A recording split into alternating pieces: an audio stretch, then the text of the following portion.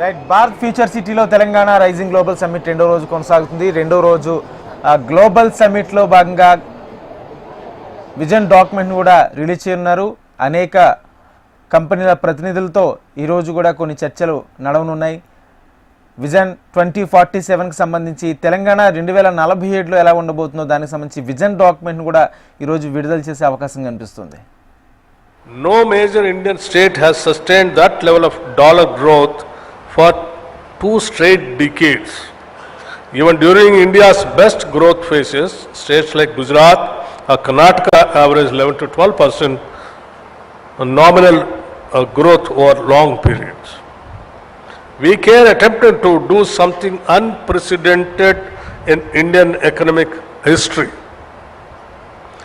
Business as usual growth of 10% also gets us to maybe $1 trillion or $1.2 trillion, not just not $3 trillion. The gap between $1 trillion and $3 trillion is what economists call the productivity gap. And filling that gap is the sole purpose of this pen. But numbers are easy to write on paper. The real question is, the question that keeps me wondering is how. We cannot reach a $3 trillion economy simply by working harder.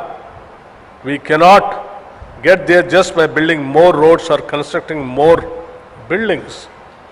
Though we will do that too, to reach this exponential growth, we need to change the fundamental equation of our economy. The equation is simple. Capital plus innovation equals productivity.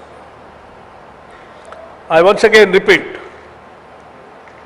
the capital plus innovation equals productivity. Capital plus innovation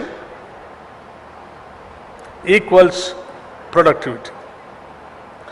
And productivity is the only sustainable way to raise the wages and dignity of the common citizen in Telangana.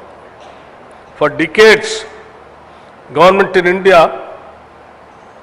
have viewed themselves as regulators.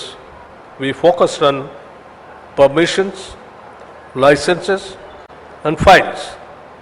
We patted ourselves on the back for improving the ease of doing business. But the world has changed. In the era of deep tech, artificial intelligence, and quantum computing, ease of doing business is just a baseline. It is the minimum requirement now. If we want to be the innovation capital of Asia, we must move from ease of doing business to ease of innovating. We must move from just clearing files to creating ecosystem. Our vision document outlines a spatial strategy: cure urban, pure peri-urban, and rare rural. We have the plan, we have the talent, but innovation is expensive.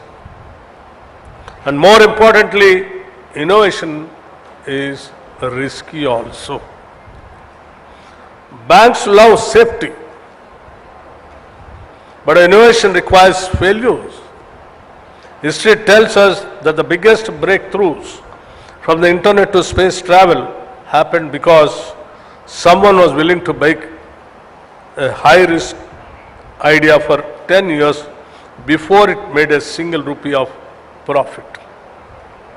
So the challenge for this panel today is to tell us, how do we unlock that capital?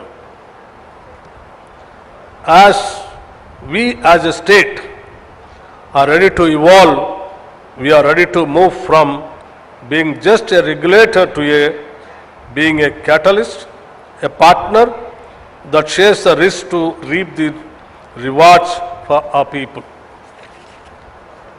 I am here today not just to speak, but listen. We have a brilliant panel of innovators, investors, policymakers, and entrepreneurs. We want to get straight to the heart of the matter with three specific questions.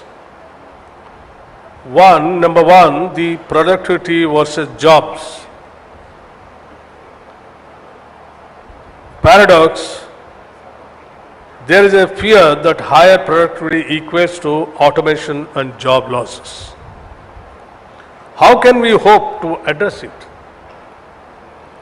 What do you really think is the role of the state in encouraging innovation? Should we, often caricatured as a slow-moving behemoth, keep up to encouraging true innovation? Or should we be involved?